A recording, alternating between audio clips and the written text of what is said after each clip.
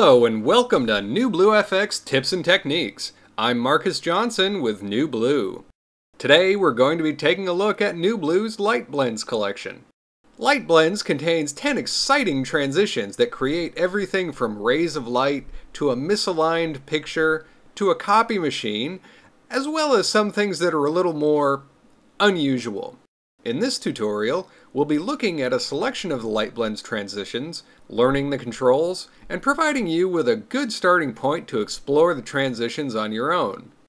Let's start with a Light Bender transition. Light Bender transitions between two clips, creating shifting, curved light flares that radiate from the highlights of your image. Like all NewBlue effects, Light Bender includes a number of presets, and there's a good chance that one of these will do exactly what you want. However, for this example, I'm going to select Reset to None and will build the effect from scratch. Now I'm going to change my position on the timeline in my editing software to be just before the halfway point of the transition, because this will make it easier to see the effect that we're creating. Now if you've used any of the plugins from our Light Effects collection, then a lot of the controls will look familiar to you. We're going to start by selecting a light source, which will define where our light flares originate from. You can choose a color from the color palette, but most likely you'll want to use the eyedropper and pick a color directly from your video. Next up is the sensitivity control. This sets how much of the image is used as a light source. If you set sensitivity all the way to 100, then the entire image will be used as a light source. The effects of the sensitivity control won't be obvious at this point, so we'll go ahead and set it to 50 for right now, and we can come back and tweak it later. Next up is the light color. This sets the color tint that will be given to the light flares. You can choose any color that you want for your light, but I'm going to stick to white for this example. Blend controls how much of the color that you've selected gets mixed into the light flares. However, as I turn up Blend, you'll see that nothing's happening.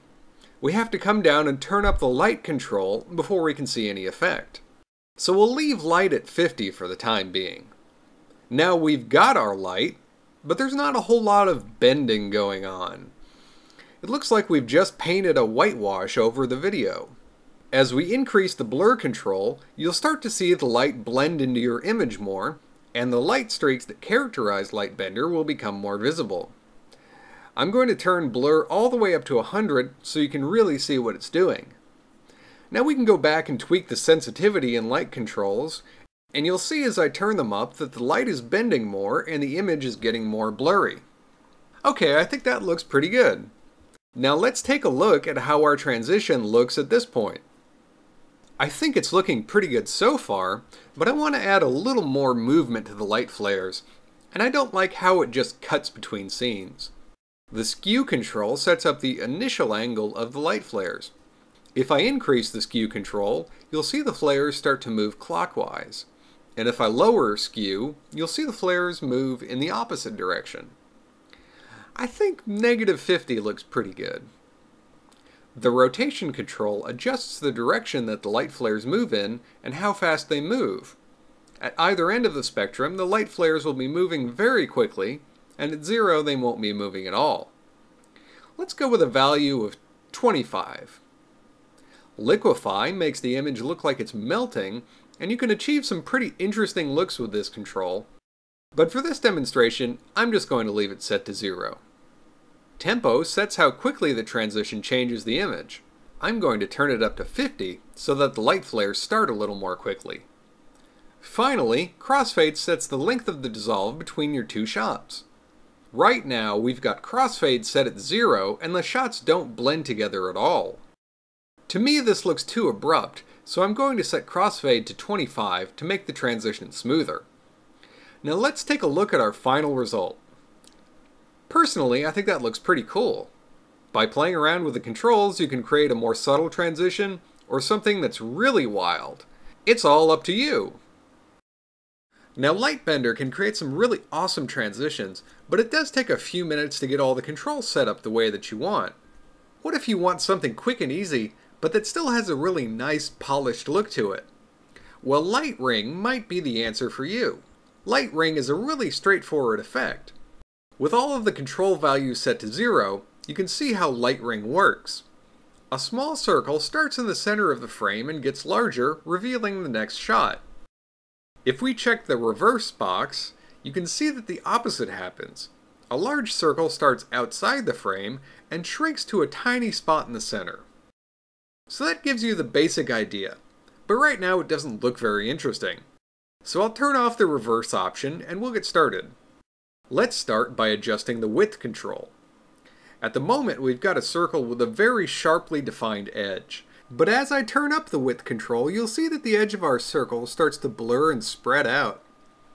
I think a value of about 25 will work well for this example. Next up is the shape control.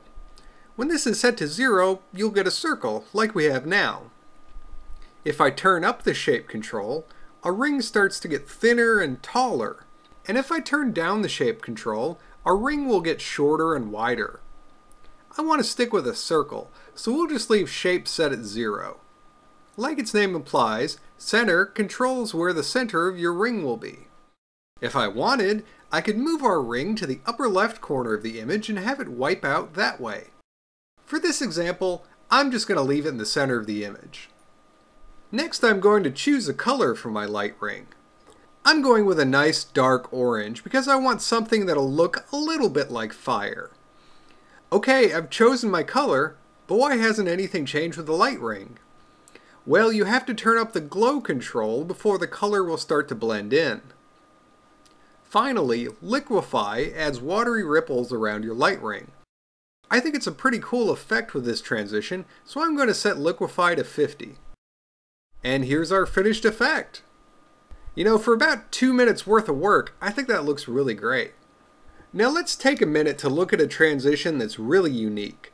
Neon lights highlights the edges of your video and makes it look like a glowing neon sign. Alright, I've added neon lights to our clips and reset the controls. And at the moment, as you can see, it's a bit messy. The first thing that we want to do is set up how much of the image is outlined.